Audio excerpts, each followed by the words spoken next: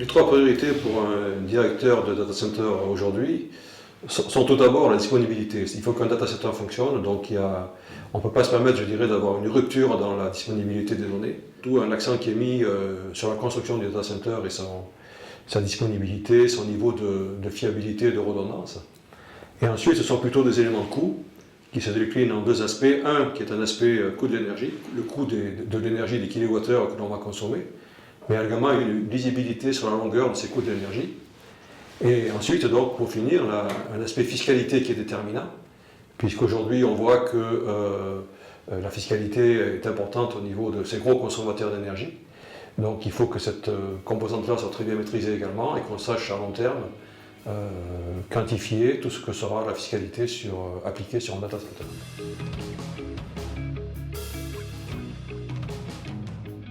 Les trois étapes majeures pour améliorer l'efficacité des ressources ont pris, je dirais, à peu près une dizaine d'années. Ça a démarré il y a une dizaine d'années. Ça a commencé tout d'abord par un travail sur l'efficacité énergétique des composants rentrant dans la composition d'un data center. Ce qu'on peut appeler aussi l'efficacité énergétique passive. Donc on a vu évoluer beaucoup de normes là-dessus. Ça a été la première étape, donc, qui a fait gagner économiser pas mal de kilowattheures dans un data center.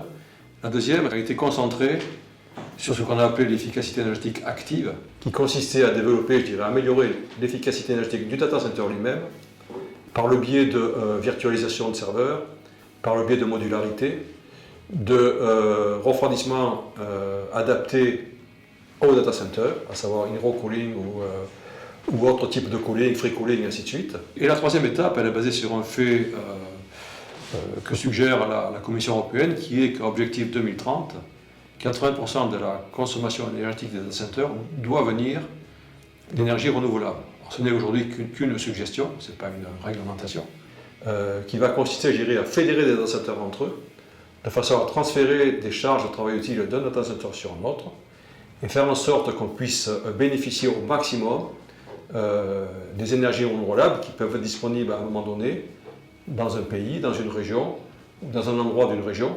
Ce qui force les data centers, je dirais, ou les opérateurs de data centers à travailler sur des fédérations de data centers, à lisser les consommations de leurs data centers, à transférer des charges de travail d'un data center sur un autre par la fédération de data centers, et à transférer sur des data centers qui seraient alimentés à un moment donné par de l'énergie renouvelable. Donc c'est aujourd'hui les tendances, on est en plein dedans, et c'est là-dessus que travaillent aujourd'hui pas mal de groupes en France et à l'étranger, en particulier au niveau de la Commission européenne, et qui a des projets en cours, 8 projets en cours sur ces sujets-là, et qui aboutiront d'ici à peu près 12 mois.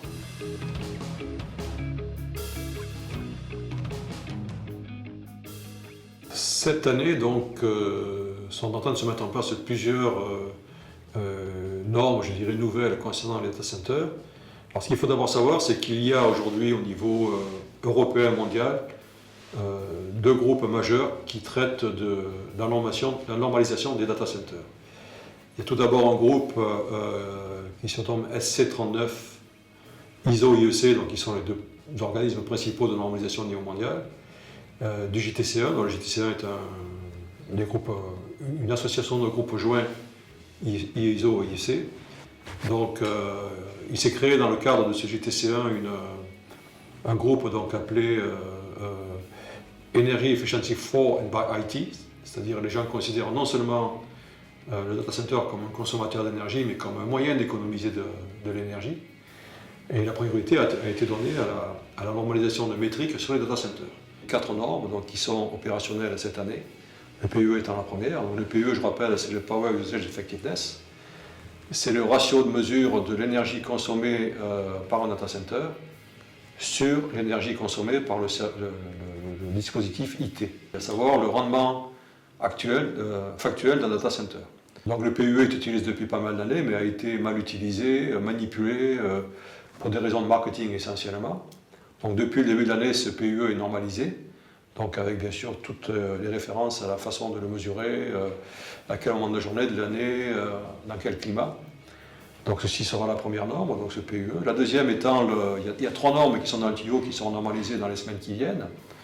Donc que sont d'abord le REF, qui veut dire Renewable Energy Factor, Donc quand on a dit précédemment qu'on souhaitait qu'à objectif 2030, 80% de la consommation énergétique d'un data center soit d'origine renouvelable, donc ça servira aussi à ça. Il y a ensuite deux autres mesures métriques qui sont en cours de développement et de finalisation, que sont l'ITEU et l'ITEE. Donc ITEU c'est IT Energy Usage et ITEE c'est IT Energy Efficiency, donc qui consiste à mesurer l'efficacité énergétique d'un système IT. Et celles-ci font partie de la même série de normes 30-134 de l'ISO IEC et seront disponibles aussi en cours d'année.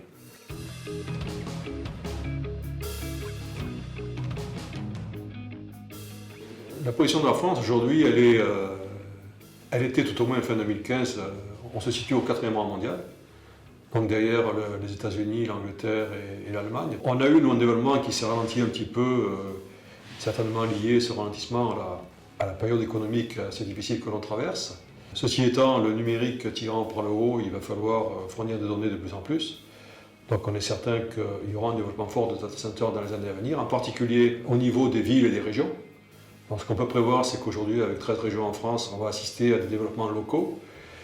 La ville numérique, la santé, tout ce qui est smart en fait, et intelligent, donc va faire que cette demande de données va être de plus en plus forte. Qui plus est, c'est que la France a une position, je dirais, géographique et culturelle favorable vis-à-vis des développements en Afrique et au Moyen-Orient. On a aujourd'hui un câble qui existe entre la France et l'Afrique du Nord, ce qui nous place idéalement, je dirais, pour développer ce marché au niveau africain. Il nous reste parallèlement être certain que cette position privilégiée, elle est mise en avant, elle est bien comprise et que nos acteurs travaillent donc de concert avec nous. Et il faut absolument qu'on ne se fasse pas doubler là-dessus, donc qu'on profite bien de cet avantage que l'on a, qui est un avantage historique en fait.